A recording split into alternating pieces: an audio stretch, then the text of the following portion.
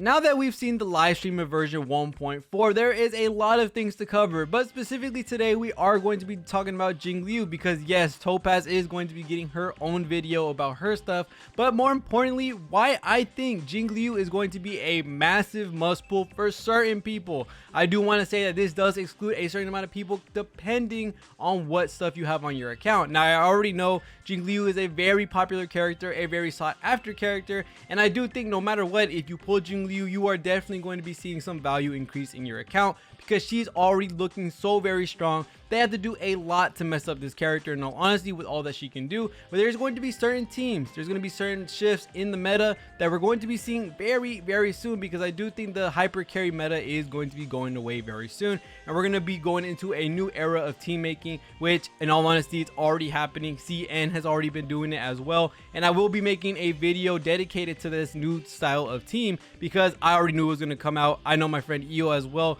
knew this was going to come out as well, so we are going to be talking about it in a later video. So make sure to be subbed and like this video, all that type of stuff, so when I make that video you can already go look at it. But today we are talking about Jingliu and also the impact she's going to have on certain people's accounts, and also just how overall good her kit is by itself. Now of course Jingliu is going to have a state in terms of the stacks that she gets, so when she gets the max amount of stacks she will have a brand new version of herself or a brand new form, and you get these stacks from either using your skill or your ultimate, so this is very easy to do. And now the thing about this is when you do enter this state, you will end up being able to only use your enhanced skill and also your ult. Looking at your enhanced skill, guess what? It has two different effects. One, it doesn't use skill points. This is very important and something I'm going to be talking about in a quick second. And not only that, she also drains HP from your allies. Now, there's already two big things that I want to get out of this, and especially is going to go for one of the main reasons I think that if you have this certain character on your account, you're gonna probably want to pull Jingliu. First, talking about the skill points, using the 2 stacks that you need to be able to get into her other form, this means you'll have to use 2 skill points. Looking at that being said, when she's in her transcended form, her skill no longer uses skill points, so she gets 2 turns as long as she has stacks. As long as she has stacks, she stays in the form. So looking at what you could possibly do with Jingliu, you could use a skill, you could use another skill, and using your ultimate while you're in your form gives you another skill. So you're going to have 3 skill points versus the 2 you use, giving you an SP positive character. This is already a big thing. You know why? Not only can she be a main DPS and you can have the team built around her, this possibly means that you can have her as a sub-DPS in the meta that we're going to be seeing very soon, where you're going to be rocking 2 DPSs on the same team with 1 support, 1 sustain. This is going to be a very big team making building idea very soon, because we've already seen it with a couple of characters. Blade being SP neutral, Clara being SP positive. There's amazing characters already that fill in these roles that we're going to have to look at very soon. They're going to get some big value when it comes to the brand new team making we're going to be looking at very soon. Another thing that's very important is the HP drain. Guess who is going to love having their HP sucked out of them? And that is Blade. Blade by far is going to be Jingliu's best partner when it comes to doing consistent and crazy damage. Not only is Jingliu not wasting as many skill points, because she will end up being SP positive when you get into that form, you are also going to have Blade who is SP neutral, because he's going to waste his skill point and then he doesn't use any skill points anymore for 3 turns. This is absolutely insane. Not only that, when she does get into her transcendent state and she takes away HP, guess what happens with Blade? He's going to get a stack for his talent, giving him that AoE that hits the whole way for his follow-up attack, and then he gets healed. Not only are you going to be able to give him stacks for that follow-up attack, you're also giving more damage to Jingliu from taking a lot of HP probably from Blade, and then also being able to use Blade and get his follow-up attack. He's healing himself, he has a self-sustain, he doesn't really care that his HP is getting taken away because he can heal it right back, he has a lot of AoE. There is just a fat ton of things to look at when it comes to having these characters on your team. So this sub-DPS meta, it looks like it's going to be a thing very soon, because CN is already experimenting with it. We're already getting characters that are getting SP neutral kits, SP positive kits, and these are going to be very strong teams in the far future. And not only that, there are going to be support characters that are going to definitely get a big boost in value when it comes to this sub-DPS meta. Because looking at characters like Bronya, looking at characters that are able to buff multiple characters at the same time, they're going to get a high increase in value. Bronya has her skill, which of course is only going to affect one character, and this is fine because her ultimate gives a massive crit damage buff that's going to affect the whole team.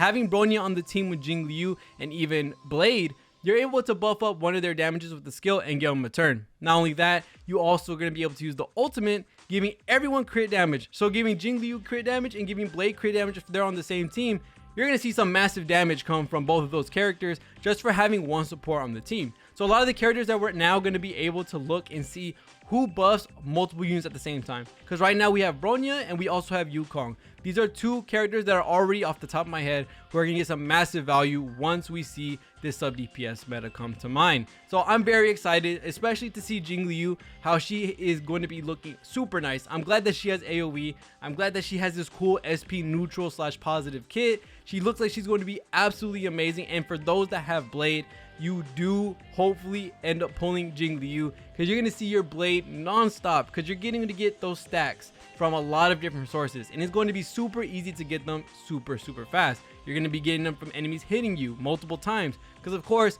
we're not in situations where we're getting hit once or twice a turn. You're getting hit by a lot of enemies, and especially if they have AoE, they're going to be giving you multiple stacks in one turn. So not only are you getting hit, you can also get it from your basic attack. You can also get it from your ult above 50%.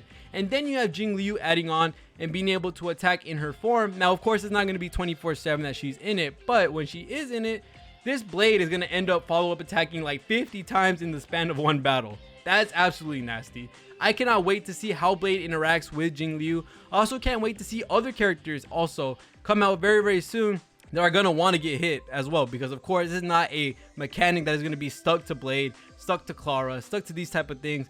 You're going to want other characters in the future to lose HP or some type of thing like that, and well, they're going to have the same effect as Blade. They're just going to have a lot more damage because Jingliu is on the team. So I can't see Jingliu for sure being a character that's going to far outlast a lot of characters on the roster, not only because they're SP neutral, but because they provide an added benefit from having a lot of damage and also helping the team out when you do want to lose HP. Because of course we know certain characters are going to come out, they're going to probably get attack buffs or defense buffs, or they're going to hit back, get stacks. There's just a lot of things that come out from this. So I'm very excited to see Jingliu. I cannot wait to talk about Topaz, because I think she's going to be doing a lot of really cool things as well.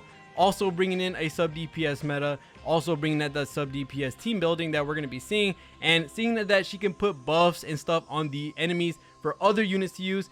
That is in this own video as itself. So other than that, that's going to be it for this video. Thank you guys so much for watching all to the end. I cannot wait to get these other videos out talking about Topaz, talking about the CN meta team building, because yes, they have something that we need to start looking at, because I already know we've been talking about Clara, we've been talking about Blade. There's no reason to have all these buffers buff one DPS unit when we can have one support unit buffing out a whole line of DPS units. Well, not a line, maybe one or two, but two more likely than not. Because man, we're gonna see some crazy damage and a lot of AoE damage and a lot of faster clear. So we're gonna see Hoyoverse probably bump up the health on a lot of these characters, because if you're having characters like Blade, Jingliu, or characters like Jingliu and some other person who doesn't mind getting their HP sucked out of them, we're gonna start seeing some madness of damage. But other than that, that's gonna be it for this video. Thank you guys so much for watching all the way to the end of this video. See y'all in the next one, and peace.